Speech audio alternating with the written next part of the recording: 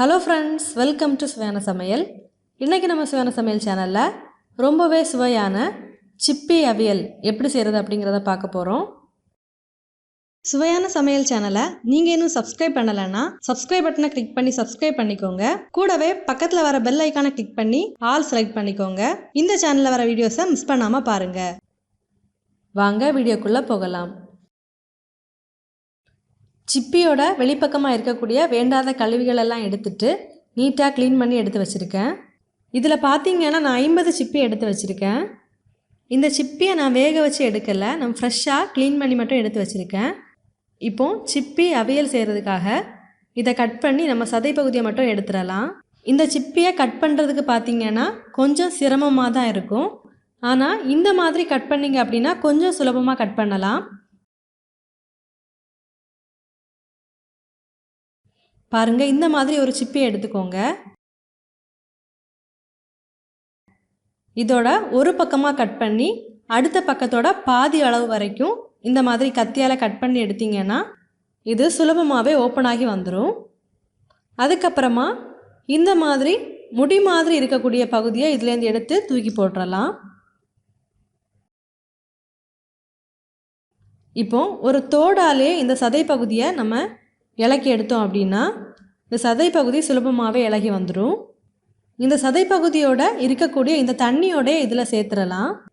இந்த மாதிரியே எல்லாத்தையும் கட் பண்ணி உள்ளே இருக்கிற சதை பகுதியை மட்டும் எடுத்துடலாம். இதை செய்யும்போது கையில் கத்திப்படாமல் கொஞ்சம் கவனமாகவே கட் பண்ணி எடுத்துக்கோங்க.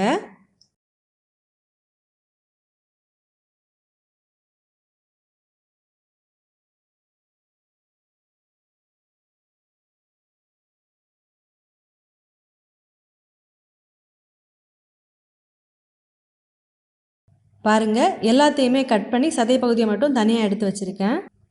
இந்த மாதிரி சதை பகுதியை தனியாக எடுத்துட்டிங்க அப்படின்னாலே சிப்பி அவியல் ரொம்பவே சுலபமாக செஞ்சிடலாம். வாங்க எப்படி செய்கிறதுன்னு பார்க்கலாம். இப்போது முதல்ல இந்த சிப்பி அவியலுக்கு தேவையான மசாலாவை நம்ம ரெடி பண்ணிடலாம். ஒரு மிக்ஸி ஜார் எடுத்துக்கோங்க. இதில் 1 கப் துருவிய தேங்காய் சேர்த்துடலாம்.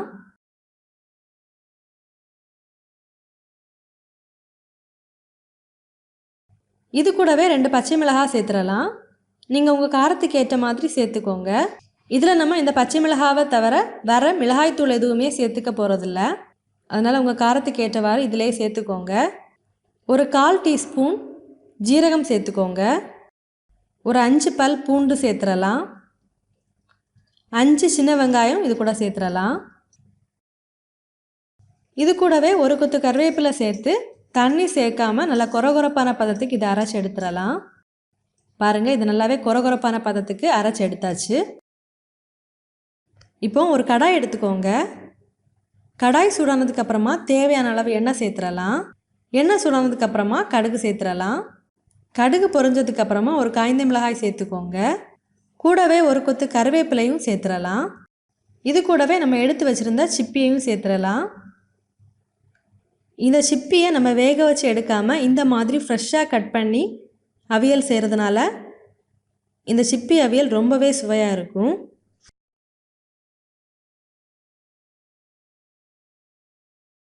அந்த தண்ணியையும் இது கூடவே சேர்த்துக்கோங்க. இது ஒரு வாட்டி நல்லா கலந்து விட்டுறலாம். இப்போது இதில் ஒரு 1/2 டீஸ்பூன் மஞ்சள் தூள் சேர்த்துடலாம். சேர்த்துட்டு நல்லா கலந்து விட்டுறலாம். இதில் பார்த்தீங்கன்னா நம்ம உப்பு எதுவுமே சேர்க்க தேவையில்லை. நம்ம சிப்பியில் இருக்கிற தண்ணியோடு சேர்த்துருக்கிறதுனால இதிலையே தேவையான அளவு உப்பு இருக்கும். இப்போது இதை ஒரு மூடி போட்டு 5 நிமிஷத்துக்கு மிதமான தீயில வச்சு நல்லா வேக விடலாம். பாருங்கள், இது நல்லாவே கொதிச்சிட்ருக்கு. இதை இந்த மாதிரி ஒரு வாட்டி நல்லா கலந்து விட்டுறலாம். இதில் இருக்கிற தண்ணி கொஞ்சம் கெட்டியாகி வர அளவுக்கு நம்ம இதை நல்லாவே கொதிக்க விட்டு எடுத்துடலாம். பாருங்கள், தண்ணி கொஞ்சம் கெட்டியாகி வந்தாச்சு. இப்போது இதை நம்ம அரைச்சி எடுத்துருந்தா மசாலாவாக சேர்த்துடலாம். சேர்த்துட்டு நல்லா கலந்து விட்டுறலாம். ஒரு 2-3 நிமிஷத்துக்கு இதை நல்லா கலந்து விட்டுக்கோங்க. இப்போது இதை ஒரு மூடி போட்டு மசாலாவோட பச்சை வாசனை போகிற அளவுக்கு இதை நல்லா வேக விடலாம். இந்த மாதிரி இடையில ஒரு வாட்டி ஓப்பன் பண்ணி இதை நல்லா கிளறி விட்டுக்கோங்க. மறுபடியும் இதை மூடி போட்டு வேக விடலாம். பாருங்கள், இதில் இந்த தண்ணி எல்லாமே போய் நல்லா கெட்டியாகி வந்தாச்சு. பாருங்கள், ரொம்பவே சுவையான சிப்பி அவியல் ரெடி ஆகிடுச்சு. நீங்களும் இந்த மாதிரி செஞ்சு பாருங்கள். செஞ்சு பார்த்ததுக்கப்புறமா உங்கள் கமெண்ட்ஸை மறக்காமல் எங்களோட ஷேர் பண்ணுங்கள். இந்த வீடியோ உங்களுக்கு யூஸ்ஃபுல்லாக இருந்துச்சு அப்படின்னா உங்கள் நம்மளோட பகிர்ந்து கொள்ளுங்கள். நீங்கள் இன்னும் நம்ம சுவையான சமையல் சேனலை சப்ஸ்கிரைப் பண்ணலைன்னா மறக்காமல் சேனலை சப்ஸ்கிரைப் பண்ணிக்கோங்க. இந்த மாதிரி சுவையான ஒரு ரெசிபியோட நான் உங்களை சந்திக்கிறேன். அது வரைக்கும் சுவையாக சமைங்க, சுவையாக சாப்பிடுங்க. நன்றி.